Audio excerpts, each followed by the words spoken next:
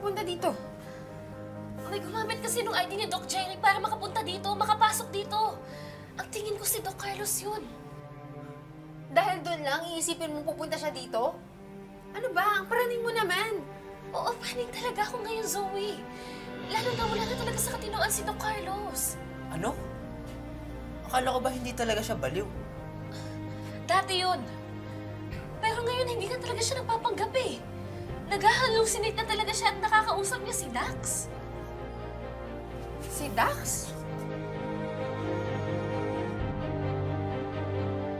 Pati ka na eh! Hindi ko ba ako tinatantanan? Sabi na tumahimik ka eh! Dad? Sino kausap mo?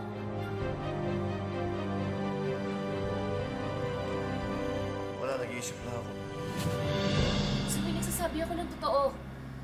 Nakita ko na rin si Doc Carlos na witness ko na may kinakausap siya na hindi namin nakikita. Pero bakit si Dax yung kakausapin niya? Hindi ko din alam. Pero Zoe, hindi yun yung point. Sigurado ka bang hindi siya pumunta dito? Wala nga dito si Doc Carlos. Wala naman siyang rason para pumunta dito eh. Kaya pwede ba tigilan mo na yan? Yan lang ba pinuntan niyo dito? But I actually wanted to know if you're okay. You've always been nice to me. Ikaw nga mag-feeling. Mabait lang talaga ako sa mga tao. Zoe, andito din ako kasi may itatanong ako sa'yo.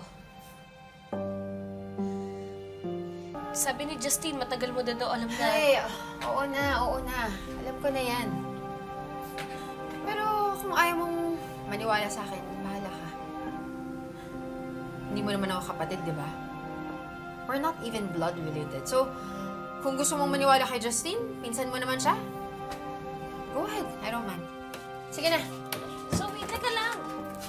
Huwag ka naman laging galit. Tinatanong lang naman kita eh. At saka, kung ano yung isasagot mo, paniniwalaan ko naman yun. Okay, sorry. Pagod na kasi akong masama yung tingin sa akin ng mga tao eh. Pero, hindi ko alam. Ngayon ko lang din nalaman. Naniniwala ako sa'yo.